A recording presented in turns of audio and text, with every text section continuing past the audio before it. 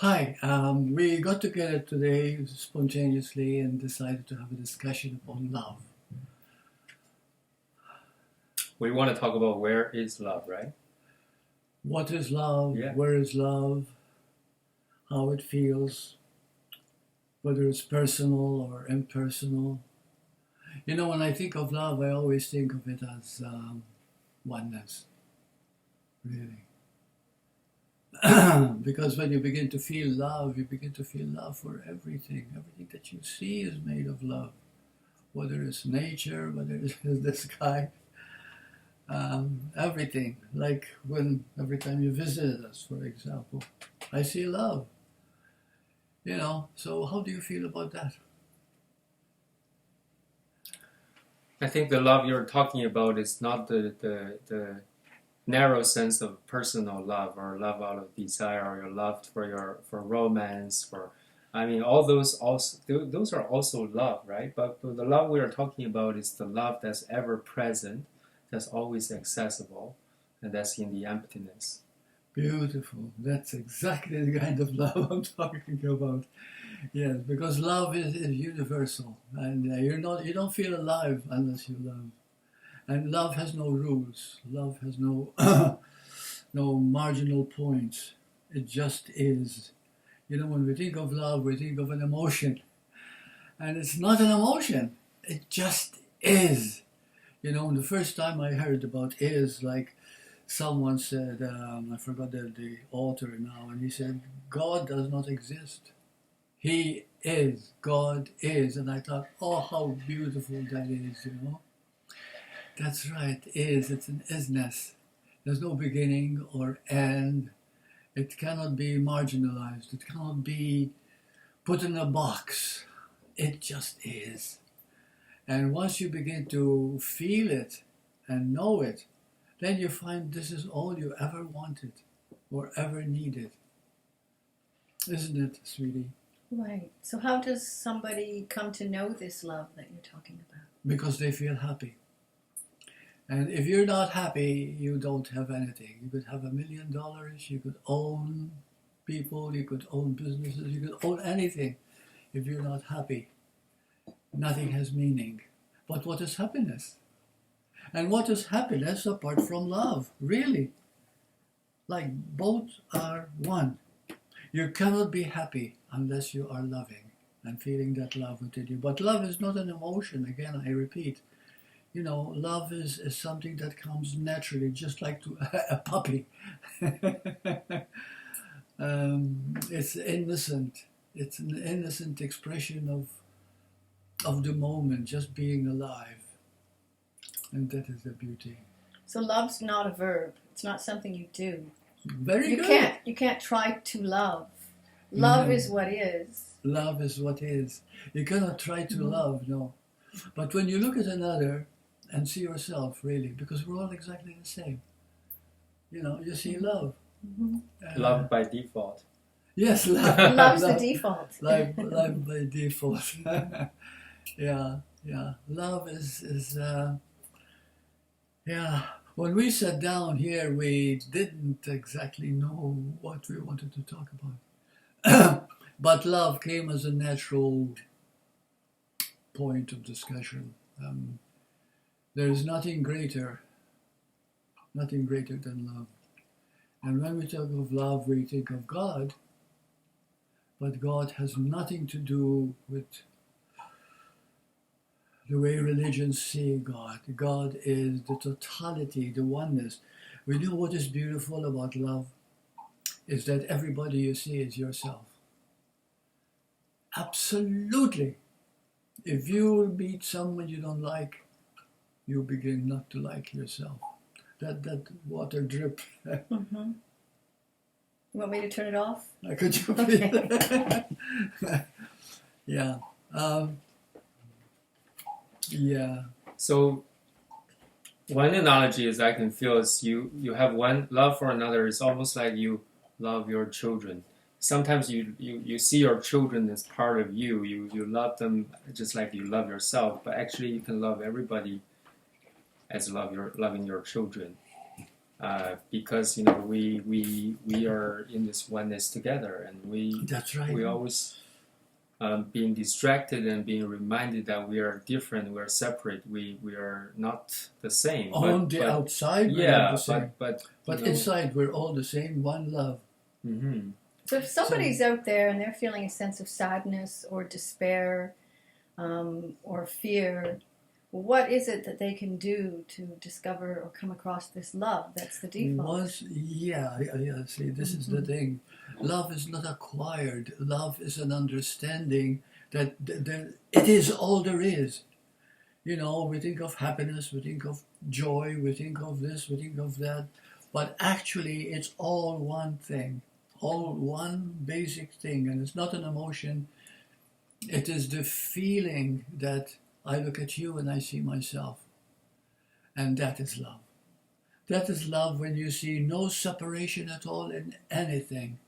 One of the things that interested me about studying truth is that everything is one. Dr. Ibn Alexander, he was a staunch brain surgeon, whatever, and he wrote a few books about it, but then he had an NDE experience, and he realized that there is only oneness.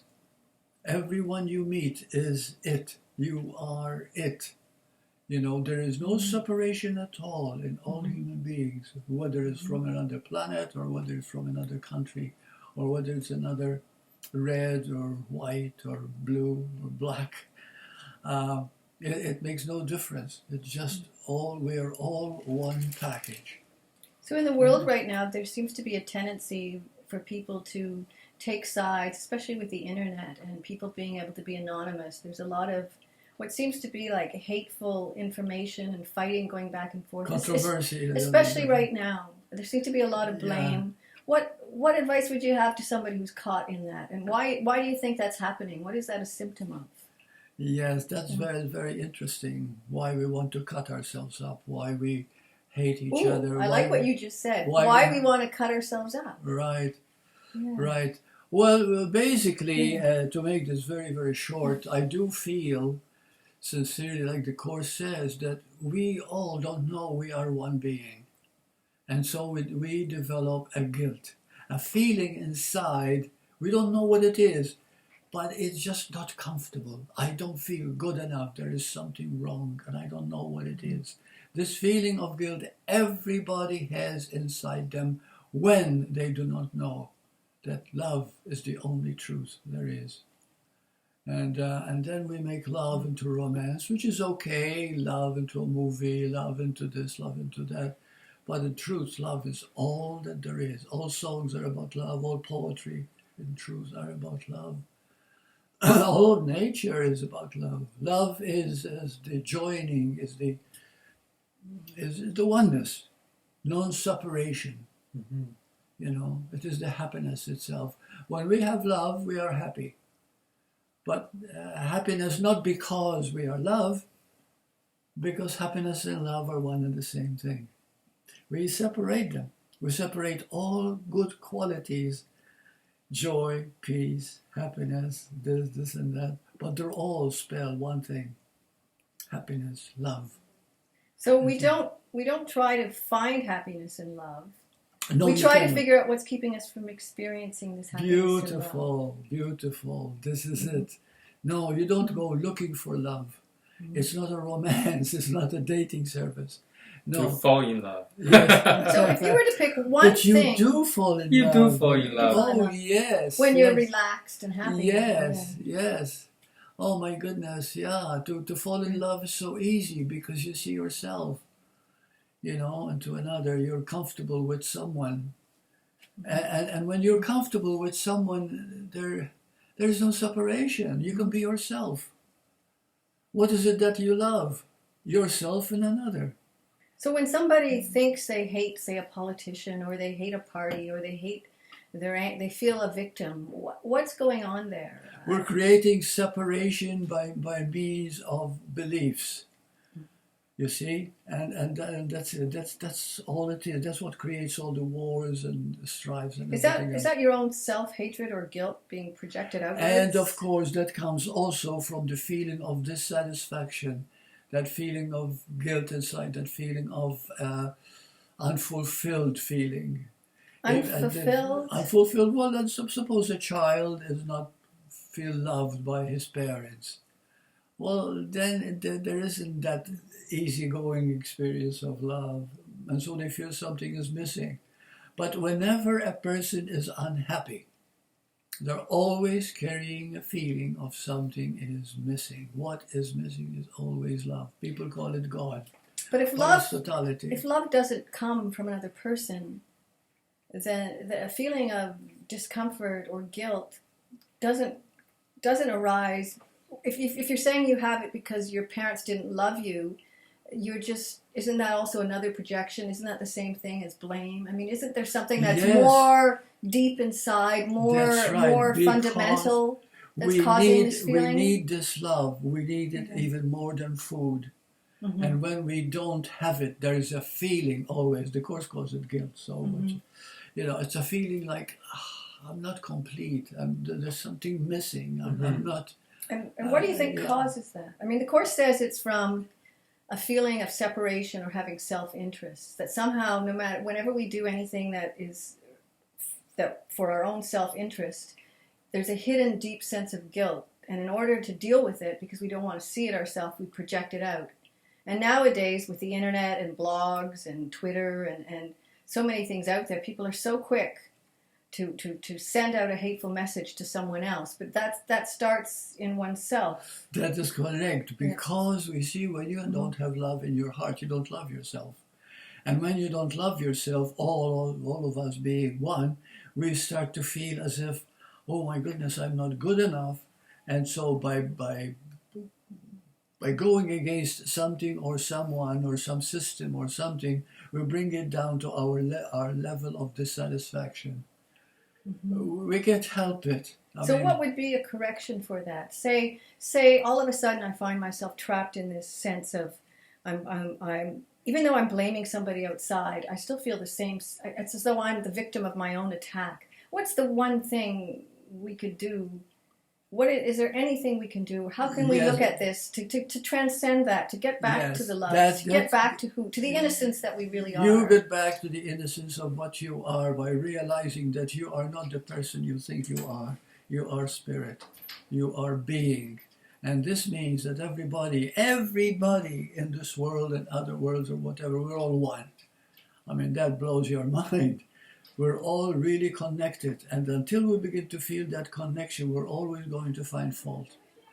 And as long as you find fault, you've got wars, you've got quarrels, you've got controversies, you've got pain, in other words, and suffering. All suffering is really lack of love, lack of happiness, lack of peace, lack of harmony. And so, and diseases come, old age comes, all kinds of things like that begin to come because you are not connected with the very one life you are. Right. And when we say one life, we don't mean that there's only one life. It means that life is a beginningless and endless process. So this morning, you and I both read in the Course, it said the only lack that we need to ever correct is the sense of separation from God. That's right. That is correct, yeah. When you feel separate, you feel an outcast. You feel as if you don't belong. And that is the most painful, loneliest feeling there is. I think it's very important to think that the love that we describe is not something that we can obtain or we can discard. But it's something that is always there. We always have access to, but we can be distracted to a point that we just overlook the whole thing. And it is not the love that, on a personal level, for example, is my love, my own experience, because the subject for that love still exists, which is yourself. But this love we are talking about, there is no self-subject. There is this, but it is. It basically is. It's just like God is, love is, and love and happiness are also is, and they are the That's same. right. They are Beautiful. different sides of the sides Yeah, of the same thing, right? Exactly. Yeah. Exactly. Yeah. So this is it, and if you're watching this, bless you. We did this spontaneously. We didn't mean to do it actually at all until it just happened. But anyway, it is very important, and now that we discussed it, we wish you all the best of health, happiness, and peace. Don't forget to fall in love. Don't forget to fall in love. Yes.